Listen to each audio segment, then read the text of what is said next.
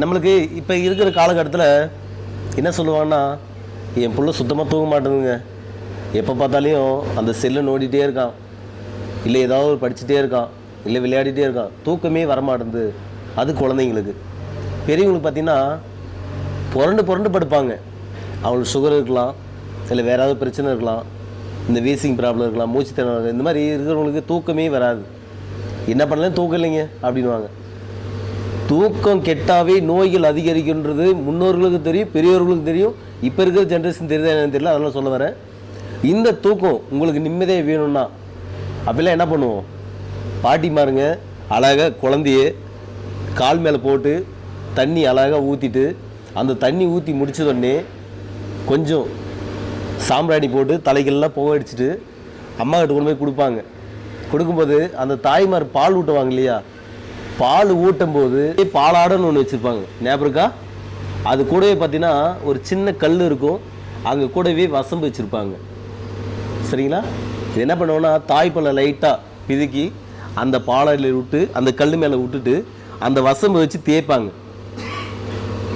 சுக்கும் சுட்டு வச்சுருப்பாங்க.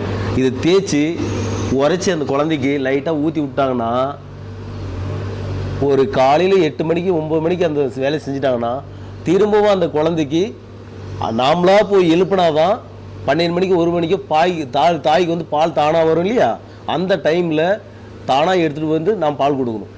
அந்த அளவுக்கு அடித்து போட்ட மாதிரி தூங்குவாங்க. அதுக்காக தான். எதுக்காக சொல்கிறேன்னா, உங்களுக்கு தூக்கம் வரலையா, கவலையப்படாதீங்க, அதுக்கு இருக்கவே இருக்குது. கசகசை எடுத்துக்கோங்க, ஓமம் எடுத்துக்கோங்க, சோம்பு எடுத்துக்கோங்க, அப்புறம் வசம்பு எடுத்துக்கோங்க. இதெல்லாம் எடுத்து பொடி பண்ணி வச்சுக்கோங்க.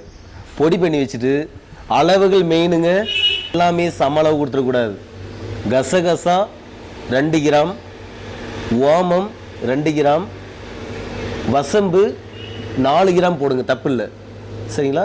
இந்த மாதிரி அளவுகள் எடுத்து அது ஒரு அரை ஸ்பூன் இருந்தால் போதும். உங்களுக்கு எல்லாம் சேர்த்து அரை ஸ்பூன் தான் வரும், அதிகமாக வரக்கூடாது.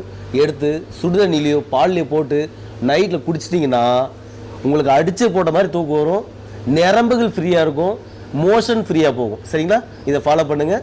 திரும்பவும் இந்த மாதிரி வீடியோக்கள் பார்க்கணுன்னா ஃபாலோ பண்ணாதவங்க ஃபாலோ பண்ணுங்கள், சப்ஸ்கிரைப் பண்ணாங்க சப்ஸ்கிரைப் பண்ணிக்கோங்க. இந்த மாதிரி புதிய புதிய தகவல்கள் இதுக்கப்புறம் நிறைய கொடுத்துட்டு வருவேன். நன்றி, வணக்கம்.